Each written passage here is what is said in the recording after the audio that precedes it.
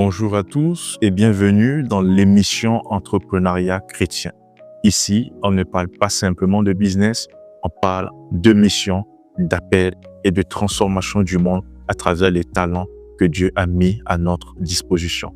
Tu crois que la foi est faite pour être vécue seulement dans une église? Tu crois que Dieu et l'argent ne peuvent pas cohabiter dans une même vision? Détrompe-toi, car la Bible est remplie d'hommes et de femmes que Dieu a utilisés pour construire, produire, impacter, pas seulement prêcher. Dans cette émission, on parle mindset, discipline, vision, mais surtout obéissance active à ce que Dieu te demande de faire aujourd'hui. Parce que l'entrepreneuriat, ce n'est pas seulement gagner de l'argent, mais c'est surtout répondre à un besoin réel avec une solution inspirée par le Seigneur. Avant de commencer, nous allons prier. Notre Père qui est aux cieux, Seigneur, nous te remercions pour toutes les bonnes choses que tu fais dans nos vies. Nous te remercions également pour cette semaine et cette journée que tu nous accordes. Alors que tes enfants sont en train de suivre, Seigneur, cet épisode de cette émission Entrepreneuriat chrétien, j'aimerais, Seigneur, que tu les assistes, que tu assistes, Seigneur, leurs projets et que tu puisses les soutenir dans tout ce qu'ils font. Nous t'avons prié au nom de Jésus. Amen. Aujourd'hui, nous abordons un sujet très spécial qui a pour titre « Servir Dieu à travers nos actions ». Est-ce qu'il est important aujourd'hui dans nos entreprises de continuer à servir Dieu ou à trouver des moyens de servir Dieu dans ce que nous faisons? C'est ce que nous allons voir aujourd'hui. Et sans plus tarder, nous allons lire Matthieu 5, les versets 14 et 16 qui nous disent « Vous êtes la lumière du monde. Que votre lumière luise devant les hommes afin qu'ils voient vos bonnes œuvres et glorifient votre Père qui est dans les cieux. » Aujourd'hui, nous sommes dans un monde où il est compliqué pour un chrétien entrepreneur dans son entreprise de servir Dieu à travers ce qu'il fait et à travers ce qu'il entreprend. Je me rappelle d'une citation d'un personnage très connu auparavant, Billy Graham, qui dit « Le plus grand sermon que tu puisses prêcher, c'est ta manière de travailler. » Nous sommes aujourd'hui dans une société très active qui évolue jour après jour. Nous n'avons plus le temps de faire des choses parfois qui peuvent nous faire plaisir. Parce que nous avons des charges, nous avons différents problèmes et à chaque fois, nous cherchons des solutions à cela. L'une des choses que nous devons comprendre, c'est que nous devons travailler à partir de l'acceptation, pas pour l'acceptation.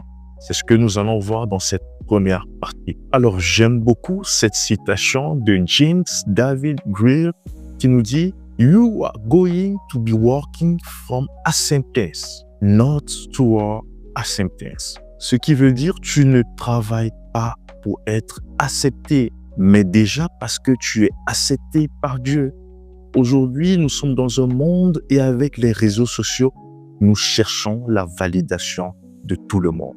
Si nous ne sommes pas validés par telle ou telle personne, alors nous ne sommes plus motivés à poursuivre nos actions. C'est quelque chose auquel nous devons faire très attention. Aujourd'hui, le monde travaille pour prouver sa valeur. Mais Dieu, aujourd'hui, nous invite à travailler à partir de notre valeur. Toi qui me regardes, quand tu sais aujourd'hui que tu es aimé par Dieu et que dans tout ce que tu entreprends, qu'il soit bien, qu'il soit bon et que tu n'aies point à rechercher la validation de quelqu'un, sache que tu n'as plus besoin que le succès prouve aux autres quelle est ta valeur. Alors là, tu travailles avec liberté, avec paix. Tu peux te permettre de faire ce que tu veux en ayant à l'esprit que ce que tu es en train de faire soit bien. En ne recherchant point la validation des gens, tu peux te permettre de sortir de ta zone de confort et de pouvoir servir de la bonne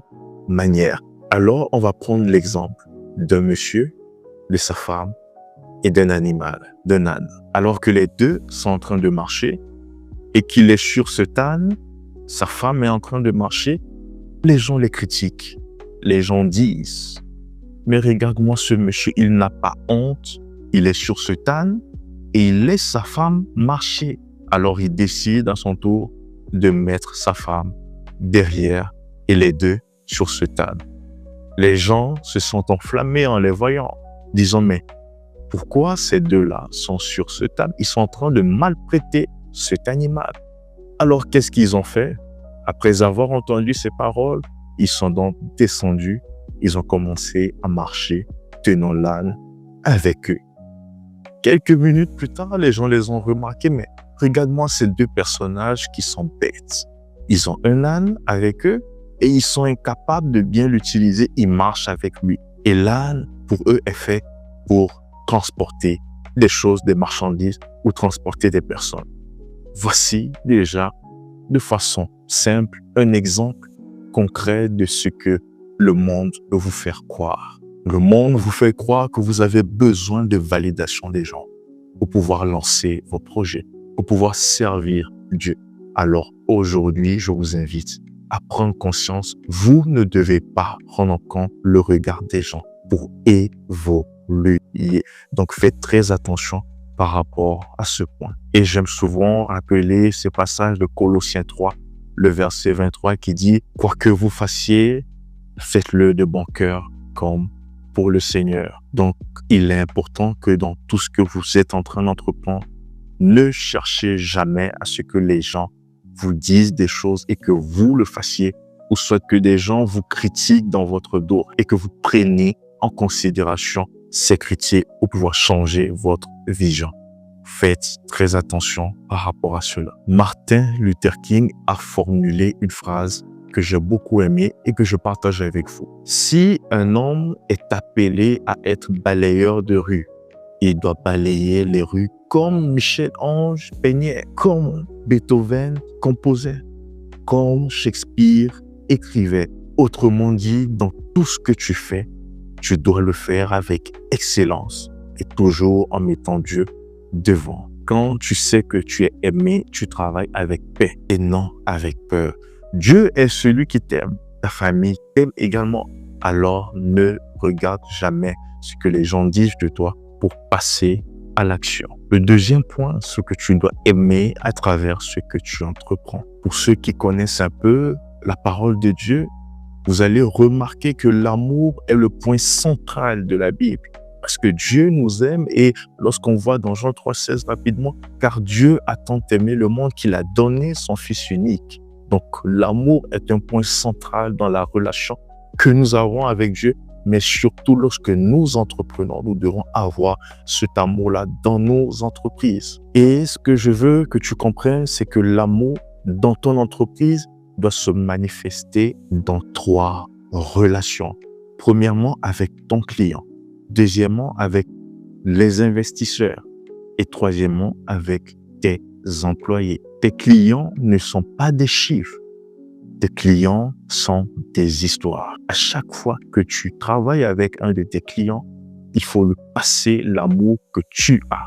Il ne s'agit pas d'aimer comme un mari pour une femme, mais sache que dans ce que tu fais, tu dois être aimable.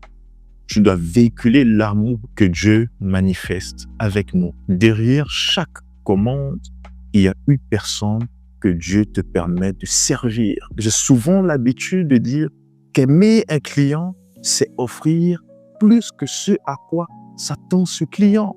Aimer le client, c'est l'écouter, c'est le comprendre, c'est le respecter, même quand il se trompe. Alors, dans tout ce que vous faites en relation avec un client, n'hésitez surtout pas de passer cet amour-là avec lui, de pouvoir lui partager cet amour-là avec lui. Et l'une des leçons que j'ai retenues sur ce point, c'est que les entreprises qui servent d'abord finissent toujours par être servies en retour. Et j'aimerais te poser cette question. Comment aujourd'hui ton entreprise, ton produit ou ton service reflète-t-il le cœur de Dieu envers ceux que tu sers? C'est la question que je me permets de te poser. Il faut aimer tes employés. Si aujourd'hui tu sais que tu es appelé à être un grand directeur, appelé à être un chef d'entreprise, sache que tu dois aimer tes employés. Tes employés ne travaillent pas pour toi.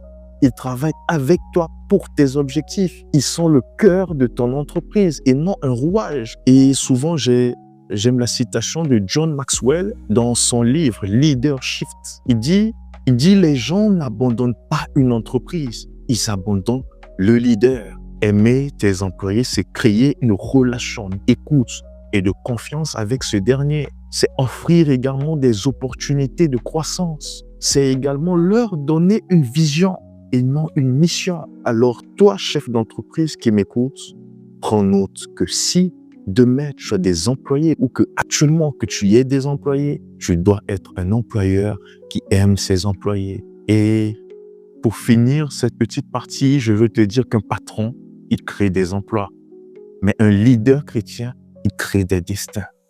Donc, prends le temps d'y réfléchir soigneusement. On a parlé d'aimer ses clients, d'aimer ses employés. On va parler d'aimer ses investisseurs. Et les investisseurs souvent pensent qu'ils sont que des banquiers. Ce sont eux qui déposent des chèques. Non, un investisseur n'est pas un banquier anonyme. C'est un partenaire de mission. Aimer ses investisseurs, c'est pouvoir leur faire des comptes rendus avec transparence.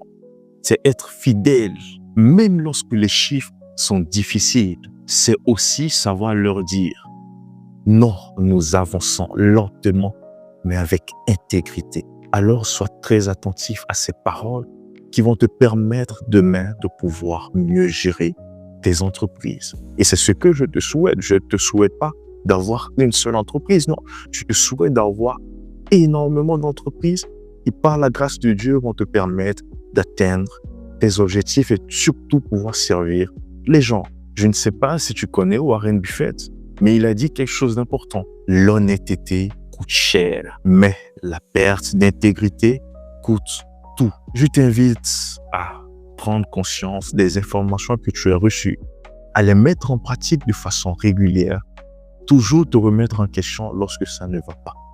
Et n'oublie jamais, aime tes clients, aime tes investisseurs et surtout aime tes employés. Alors nous sommes à la fin de notre épisode. Continue davantage à passer à l'action dans ce que tu fais et le succès sera au rendez-vous.